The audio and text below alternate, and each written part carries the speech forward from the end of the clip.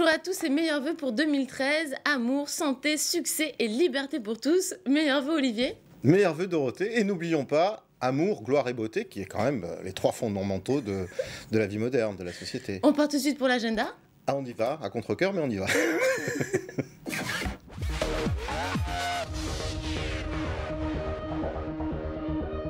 L'artiste d'origine new-yorkaise Lynn Felton, plus connue sous le blaze Quick, est l'un des précurseurs du mouvement graffiti dans le monde et il expose actuellement et jusqu'au 2 février une série de toiles à la galerie Hélène Beck à Nice.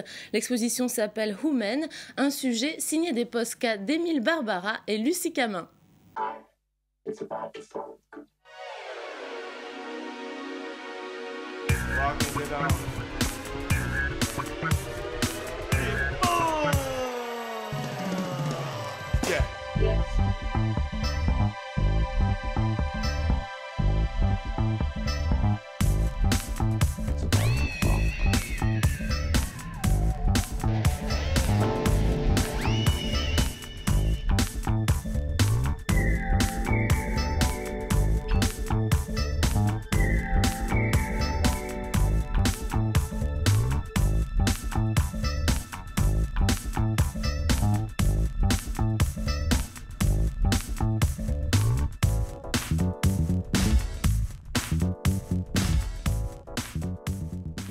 Félix le chat qui retombe toujours sur ses pattes, des pin-up de cartoon, bienvenue dans l'univers de Quick, alias Lynn Felton, la spécialité de cet artiste américain originaire du Queens, les tags.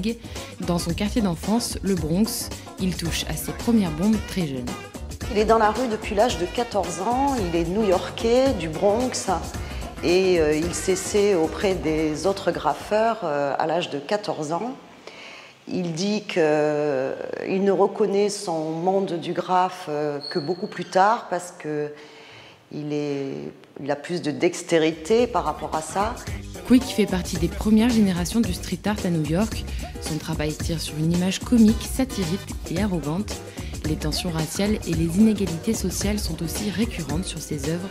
Aujourd'hui, les intérêts de cette forme d'art sont souvent peu défendus.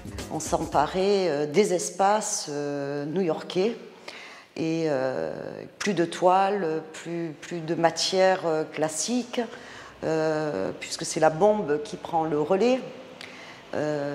Les galeristes ont été attentifs. Mais les graffeurs, les premières générations, sont difficiles à gérer. Donc ça a posé de très gros problèmes aux galeristes américains. Et puis, New York a beaucoup critiqué le graphe de rue, qui a été vu comme un vandalisme. Pourtant, le graphe occupe une place importante dans l'art contemporain. Les tags permettent d'affirmer et d'afficher sa personnalité et faire partie de la mémoire collective. À New York, ville de l'artiste, les premiers graphes apparaissent sur le métro dès les années 70, avant de s'étendre aux murs des immeubles. De la rue à la galerie, il n'y a qu'un pas. Ces dernières, d'abord réticentes, laisseront ensuite peu à peu le graphe remplacer la toile classique.